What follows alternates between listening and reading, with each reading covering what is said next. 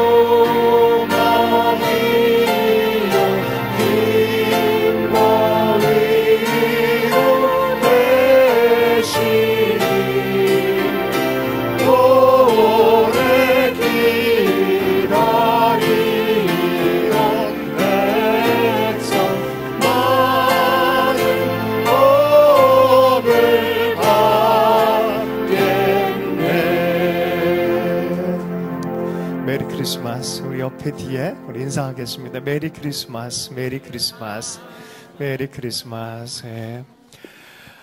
우리가 많이 기다림이 강할수록 그 만남은 너무 기쁘고 복이 되는 줄로 믿습니다. 우리 예수님께서 만왕의 왕이시고 만주의 주가 되시는 분이 오셨습니다. 아이의 모습으로 오셨습니다. 첫날 밤을 생각하면서 고요한 밤, 거룩한 밤 우리 함께 하겠습니다.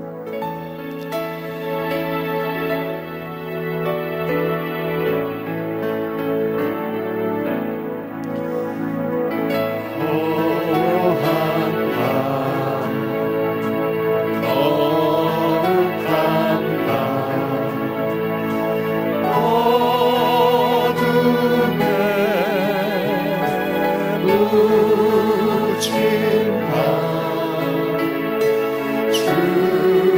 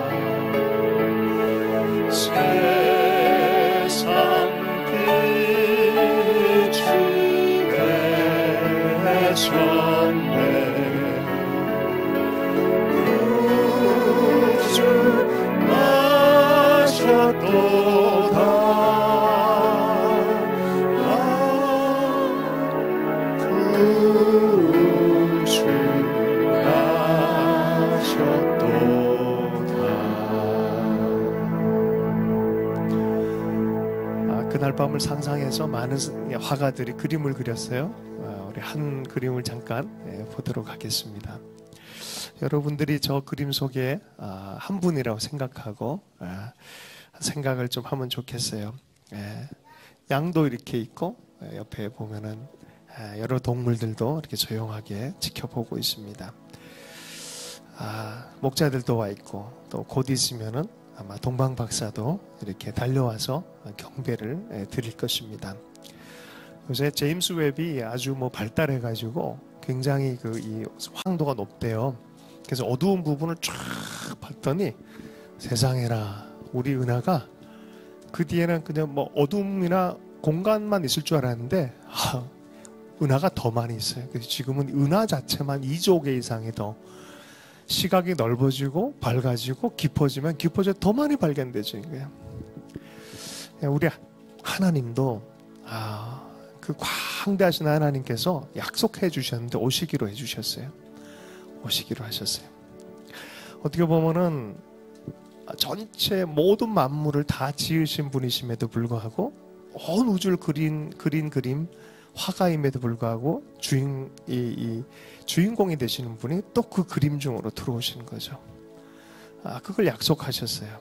오늘은 크리스마스 현장의 세 컷에 대한 그림을 묵상하면서 이렇게 말씀을 좀 나누도록 하겠습니다. 잠깐 들어가 계셨다가 필요하면 또 들어오도록.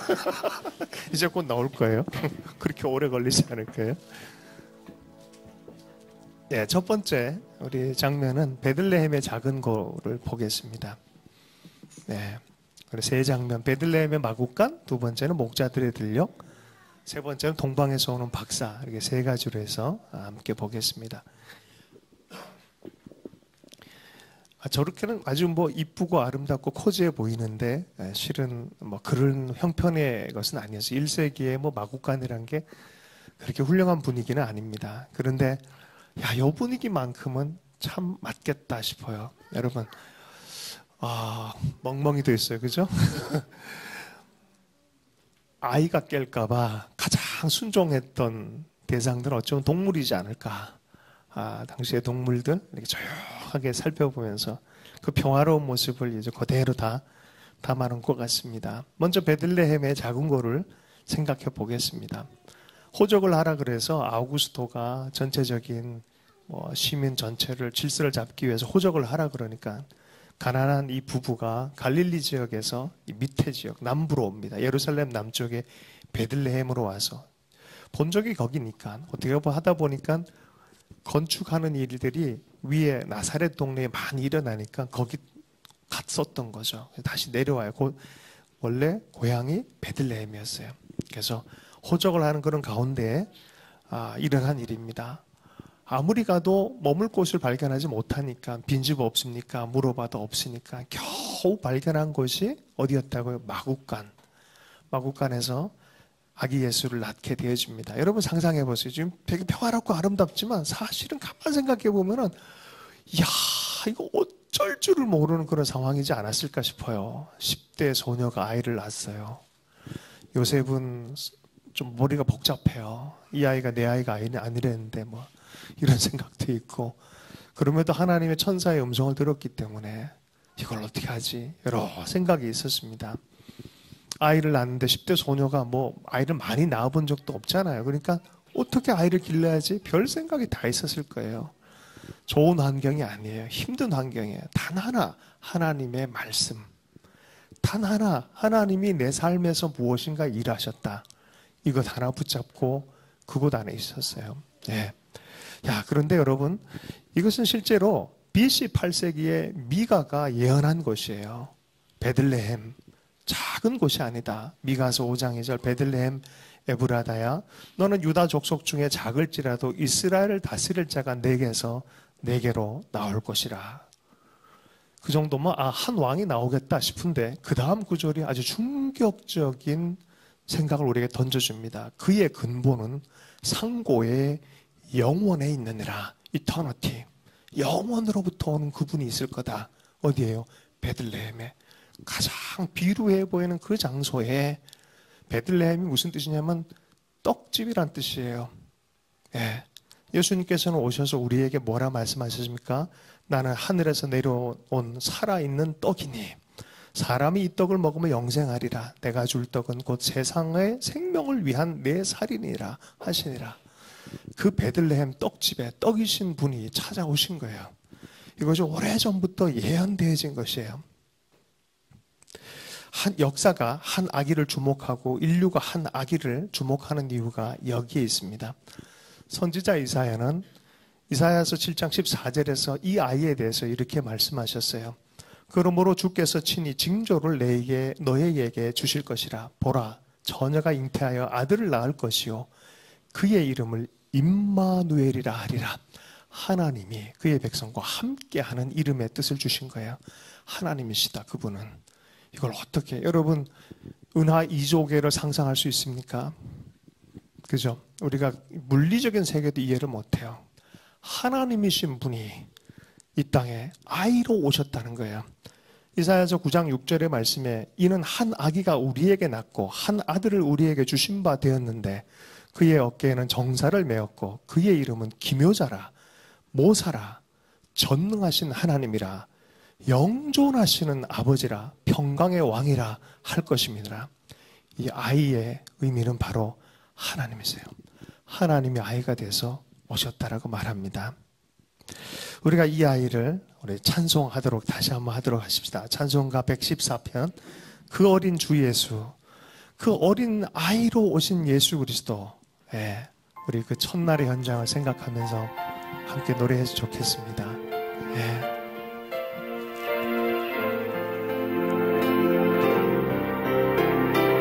앞으로 오세요. 앞으로 오세요.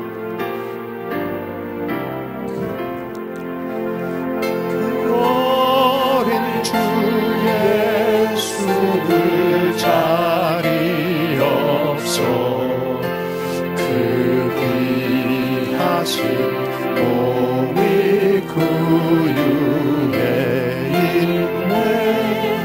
저 하늘의 별 반짝이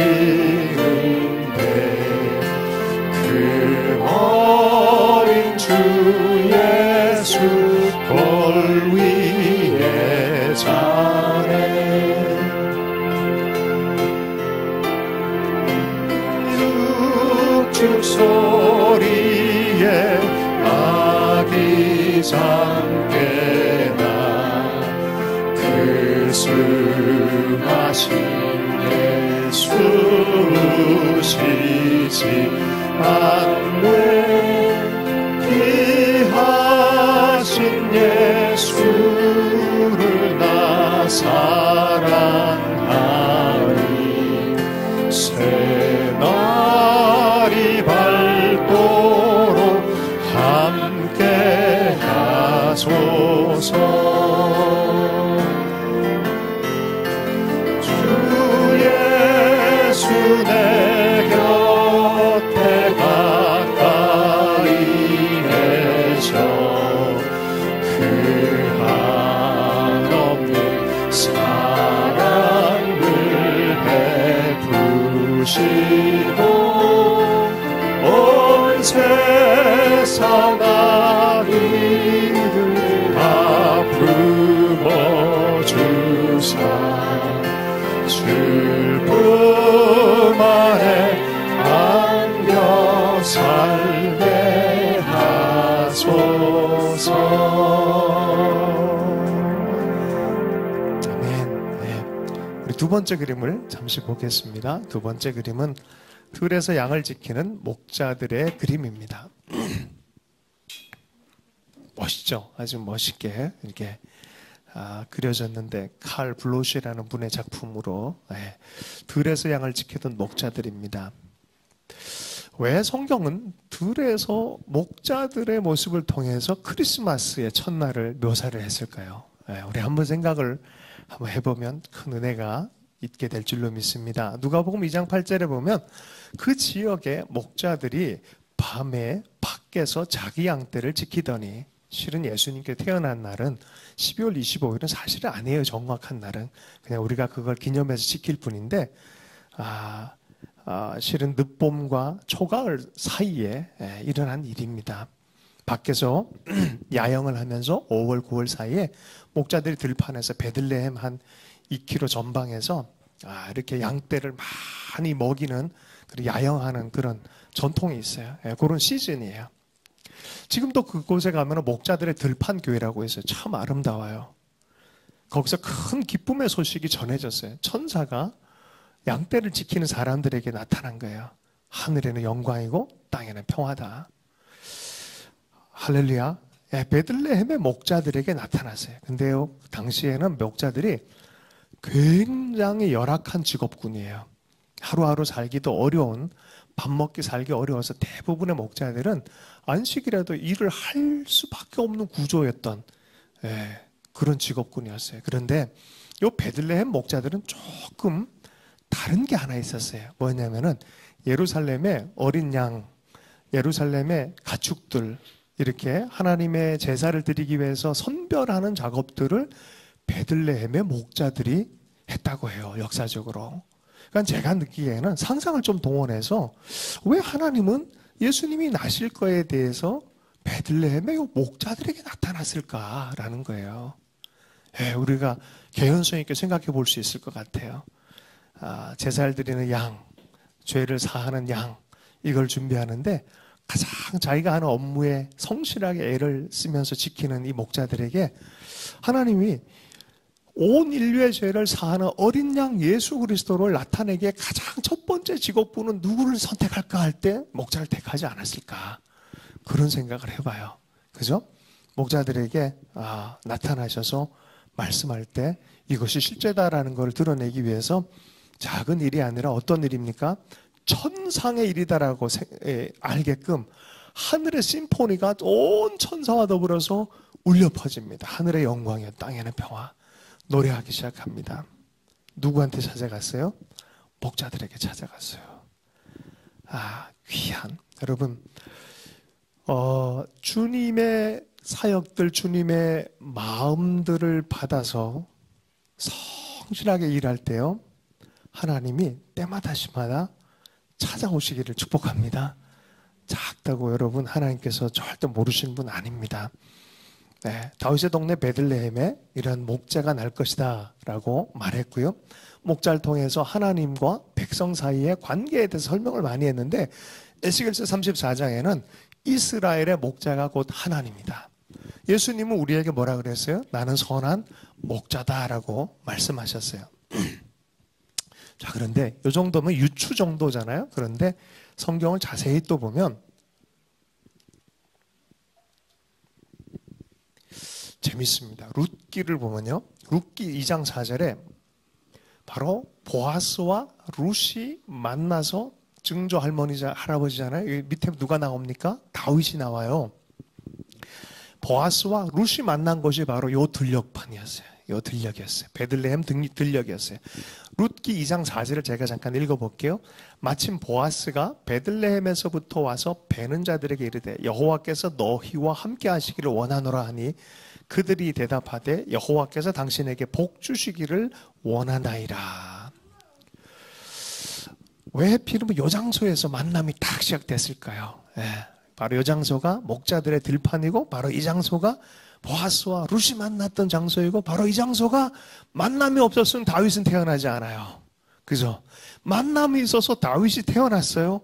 다윗이 태어난 다음에 다윗이 노래를 합니다. 내 주로 여호와 앞에 계신 내 주님. 아니 자기가 왕인데 여호와 하나님 옆에 앉아 계신 내 주님이라고 예수 그리스도에 대해서 분명히 얘기를 합니다. 할렐루야. 그분에 대해서 얘기를 하는 거죠. 110편 1절 말씀, 여호와께서 내 주에게 말씀하시기를 내가 내 원수들로 내 발판이 되게 하기까지 너는 내 오른쪽에 앉아 있으라 하셨도다 하면서 자기 후대 자손으로 오시겠다는 약속, 하나님의 약속을 알고 있는데 이 자손은 레벨이 다른 분이다. 내 주가 되신다는 게 내 자손인데, 육신으로 내 자손인데 내 주가 되신다라고 말하는 거예요. 1000년 전에 다윗이 이 소식은 계속해서 면면이 흐릅니다. 여러분 보십시오. 여호와께서 내 주에게 말씀하시기를 섭리와 경륜. 보세요. 마리아도 야, 네 몸에서 예수님이 날 거다. 다윗도 네 자손에게서 예수님이 날 거다. 하루아침에 어느 날 갑자기 생긴 게 아니라 하나님의 섭리와 경륜을 따라 일어난 일입니다. 이것이 바로 목자들의 들판에서 일어난 일이에요.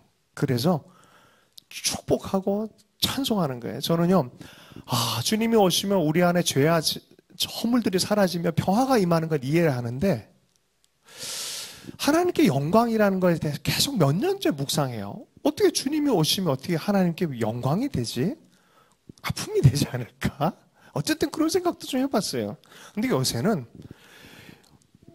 이 영광의 깊이가 주님의 낮아지심이란 걸 이해를 더 깊이 했어요. 빌립보서 말씀처럼. 가장 높은 분이 가장 낮아질 수 있는 게 이게 얼마나 하나님께 영광을 돌리는 것인지. 할렐루야. 여기 보세요. 주님의 영광이 어디에 임했어요? 낮은 자리에 임했어요. 낮은 자리에 다. 우리 세 번째 마지막으로 그림을 보도록 하겠습니다. 마지막 그림, 동방박사의 그림입니다. 우리 한국 화가의 유명한 그림입니다. 동방박사. 예수님께서 경배받으실 분인 걸 알고 이방 나라에서도 기어코 찾아오고 말았습니다. 그리고 헤롯 왕 앞에서도 진짜 이스라엘의 왕이 누구냐라고 묻습니다. 진짜 이스라엘의 왕, 그 아기를 내가 경배 드리러 왔다라고 말합니다. 대단한 용기이고 대단한 믿음입니다. 헤롯이 아니라 아기를 찾습니다. 하나님으로부터 응답을 들었다라고. 우리는 별을 보는 사람들이다. 천계가 그렇게 말하고 있구나. 실은 이란 쪽에서 유대인들이 흩어져 살았는데 메시아 사상들이 그곳에 있었어요. 유대인들의 전통적인. 근데 그런저런 이야기거리를 통해서 이 사람들이 확증을 한 거예요. 와, 엄청난 분이 오셨다, 이 땅에. 그분을 찾아서 우리는 경배해야 된다라고 믿고 온 거예요. 그리고 그냥 온 게 아니라 정말 정성스럽게 준비해서 왔어요. 황금과 유향과 모략을 준비해서 옵니다. 그의 정체성을 드러내도록 그렇게 가지고 옵니다. 그리고 성육신하신 아기 예수 그리스도 앞에 경배합니다. 당신은 만왕의 왕이요 만주의 주가 되십니다. 경배합니다. 여러분, 예수 그리스도를 바라볼 때 여러분은 어떻게 바라보십니까? 이번 크리스마스는 정말 아기 예수께 경배하고 또 마리아처럼 또 목자처럼 우리의 마음이 주님을 만난 듯한 그런 현장성을 가질 수 있기를 축복합니다. 이 동방의 박사들은요, 그냥 온 게 아니에요. 진짜 하나님, 진짜 사랑의 통치자를 만나서 진짜 경배하러 왔어요. 오늘 우리의 삶에 이러한 경배가 있었으면 좋겠습니다. 이렇게 크리스마스를 환영할 줄 알면요, 첫 크리스마스를 환영할 줄 아는 사람들에게는 다시 오시는 예수 그리스도에 대한 약속이 그렇게 멀지 않습니다. 주님이 오심에 대해서, 하나님이 우리에게 오심에 대해서 믿는 자들에게는 또 다른 믿음의 도약이 일어나기 시작합니다. 뭐예요? 주님이 다시 오신 것처럼 그대로 오실 것이다. 아멘이십니까? 이게 초대교회 교인들의 믿음이었어요. 다시 오실 거다. 수천 년 동안 약속한 그대로 주님이 역사하셨던 것처럼 앞으로도 다시 오실 것이다. 영화를 보면서 우리가 생각해봐요. 세 가지 장면을 통해서 봤어요. 우리 현실을 생각해 보십시다. 마리아처럼 가난하고 어렵고 힘든 상황 안에 있습니까? 그럼에도 불구하고 하나님의 약속의 말씀 붙들었기 때문에 머물고 있다면 복된 사람인 줄로 믿습니다. 고단하고 힘든 하루살이를 하면서도 여전히 자신의 임무를 충실하게 하고 계십니까? 목자들처럼 주님의 음성을 듣게 될 줄로 믿습니다. 아무리 어려워도 하나님을 뵙기 위해서 삶을 들여서 만나기를 간구하고 있습니까? 결국에는 주님이 만나 주실 줄로 믿습니다. 1987년 상계동에서 일어난 일입니다. 1988년 올림픽을 하기 위해서 건설을 해야 된다고 하면서 상계동에 집들을 좀 이렇게 몰아내는 때가 있었어요. 근데 안 하기로 했었는데 1987년 12월 24일 날 기습적으로 다 철거를 해버린 거예요. 그래서 나 앉아서 갈 곳이 없는 사람들이 많이 생겼어요. 이거 어떻게 할까 하는 차에 그 사이에 몇몇 목사님들 또 지역에 있는 교회들 이런 사람들이 함께 모여서 크리스마스를 하려고 합니다. 그때 김수환 주기경이 아무 말도 하지 않고 찾아오셔서 그냥 예수님의 나심에 대한 말씀을 전했어요. 말씀을 전하고 축복하고 그 자리를 떴습니다. 그러나 그 자리에 참석했던 모든 사람들이 그 어느 때보다 강렬한 메시지를 받았어요. 주님은 어느 곳에 임하실까? 가장 낮고 천하고 구원이 정말로 필요하고 하나님에 대한 믿음으로 구원을 기다리는 그들에게 주님은 임하신다. 여러분, 오늘 현재를 사는 우리들의 베들레헴은 어디입니까? 우리가 찾아가야 될 장소는 어디 있습니까? 우리가 찾아가서 만나는 사람들 속에 예수님은 기다리고 계신 줄로 믿습니다. 우리가 함께 해야 될 크리스마스의 그림은 어떤 곳입니까? 그 소식을 간절히 찾는 이들은 발견하게 될 것입니다. 별들의 이끌림을 받고 성령의 인도함 받고 천사의 인도함 받고 간 곳, 복음이신 예수님을 만나는 곳, 바로 복음을 전하는 곳이고 사랑이 전해지는 것이고 섬김이 전해지는 곳이고 여전히 눈물 가운데 있지만 눈물을 닦아주고 소망을 놓지 않고 주님을 기다리는 것, 여러분 우리가 그것을 찾아갈 수 있기를 원합니다. 주님 앞에 서서 우리가 예전처럼 황금과 유약과 모략을 드릴 것이 아니라 주님이 가장 기뻐하는 한 영혼의 사랑을 함께 드릴 수 있으면 이번 크리스마스 정말 메리 크리스마스 될 줄로 믿습니다. 꼭 이 시즌에 놓치지 말고 누군가를 주님 마음에 품게 하면 찾아가서 따뜻한 차 한 잔이라 나누고 허그라도 하고 하나님의 사랑을 전할 수 있는 여러분 한 분 한 분 될 수 있기를 원합니다. 말씀을 좀 마무리하면서요. 지금 크리스마스 안에서 우리가 특별히 오늘 설교 제목을 샬롬 메리 크리스마스라고 이렇게 이름을 붙였잖아요. 제가 갑자기 그런 생각이 들었어요. 가장 크리스마스를 기다리는 데는 어딜까? 전쟁에 있는 우크라이나의 땅도 그럴 것 같고 북한에 있는 성도들 아마 그러지 않을까?